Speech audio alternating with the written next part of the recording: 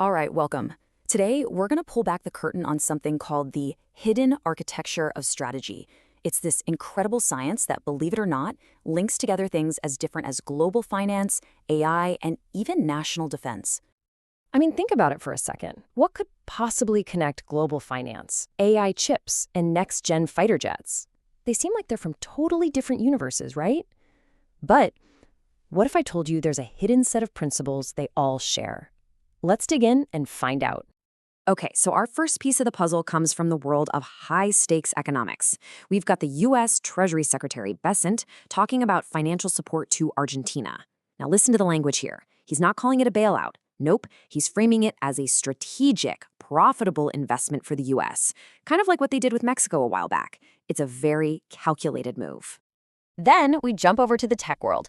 AMD CEO, the brilliant Lisa Su, is making this just massive call. 35% annual revenue growth. That's not just wishful thinking. That's a huge bet on the absolutely relentless, power-hungry demand for artificial intelligence. And for our last piece, check this out. We've got Lockheed Martin's CEO. They're taking a defense system designed way back in the 60s and supercharging it to handle the kinds of advanced threats we're seeing today in places like Ukraine. So, okay, you've got three leaders, three totally different fields, all making these enormous strategic decisions. So what's the common thread here? What connects all of this? Well, it really all boils down to one simple, powerful truth. You just can't do everything at once. At its absolute core, strategy is all about allocation. It's that tough, analytical call about where exactly your money, your time, and your people are going to make the biggest possible impact. And this slide just nails the point perfectly. On one hand, you've got the U.S. Treasury trying to balance financial risk with, global stability. On the other hand, a company like Chevron is trying to figure out how much cash to pour into its traditional oil and gas versus the absolutely massive energy needs of AI. See? Two completely different worlds, but it's the exact same fundamental problem. How do you optimize your resources? So having a plan is great, right? But, as they say, no plan survives first contact with reality. And that brings us to our second big idea. This constant tug of war between trying to predict the future and getting ready for the wild, unexpected shocks that you just can't see coming. So let's go back to that number from earlier, 35% annual growth. I mean, that is a huge vote of confidence, and it's all based on some seriously complex modeling. AMD is basically betting the farm that this AI boom isn't just a flash in the pan. That's what you call forecasting with real conviction. But here's the thing. With that kind of explosive growth comes immense risk. What happens if your supply chains get tangled up, or a critical project gets delayed? A forecast is really just a target, and you have to build a whole system around it to protect it from reality. And this is a great example of how a company can actually prepare for those risks. So there's this data center company, CoreWeave. They got burned by a delay, and they learned their lesson. Now, their strategy has two parts. First, diversify everything. Clients, providers, you name it. And second, take direct control by building their own in-house construction team. No more waiting on someone else. And these shocks, these disruptions, they can come out of nowhere.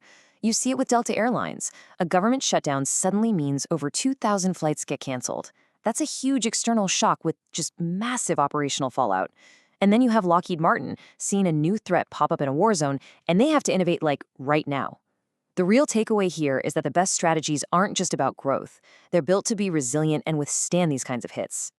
Okay, now for our final piece of this whole puzzle. And honestly, this might be the most important one of all, because you can have the most brilliant strategy on paper, but it is absolutely worthless if you don't have the right people who are genuinely motivated to actually make it happen. And this is where Peter Stavros comes in. He argues that one of the most powerful strategic tools you can have is employee ownership. Think about it. When your team has a real, tangible stake in the company's success, well, suddenly their incentives are perfectly aligned with the shareholders. Everyone is pulling on the same rope in the same direction. And this isn't just some feel-good, kumbaya thing about morale. No, this is about real, measurable results. You get better employee retention. You get a huge boost in worker engagement. It creates a culture where everyone shares in the success.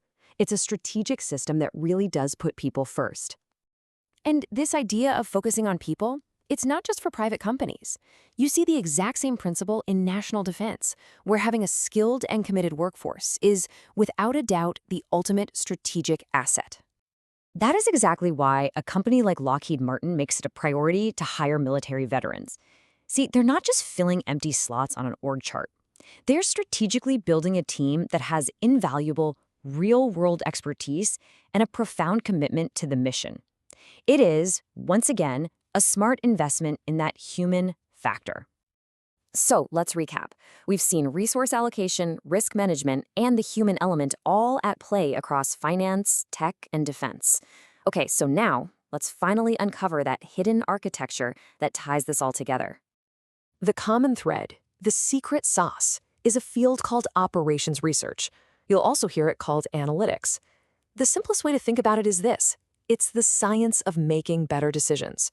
It gives you the mathematical and analytical tools to take all this messy, scattered, real-world data and turn it into structured, clear insights. It helps leaders make the best possible calls when they're facing tough trade-offs and a whole lot of uncertainty. And this table just lays it all out beautifully.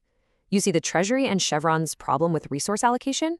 That's basically an optimization puzzle. CoreWeave and Delta dealing with risk? That's all about scenario planning and building resilience models. AMD and Lockheed trying to forecast the future? They're using simulation. And even Peter Stavros' employee ownership idea? That's about modeling human incentives. It's all the same science, just applied to a massive range of different challenges. So here's the big takeaway, the thing to really remember. We live in a world that is just overflowing with data, right? But the real competitive advantage isn't about having the most data. It's about having the best science for making decisions with the data you have. And that really leaves us with one final big question to think about. In this world of practically infinite data, who really wins in the end? Is it the people with the most information, or is it the ones with the best science for deciding what to do with it?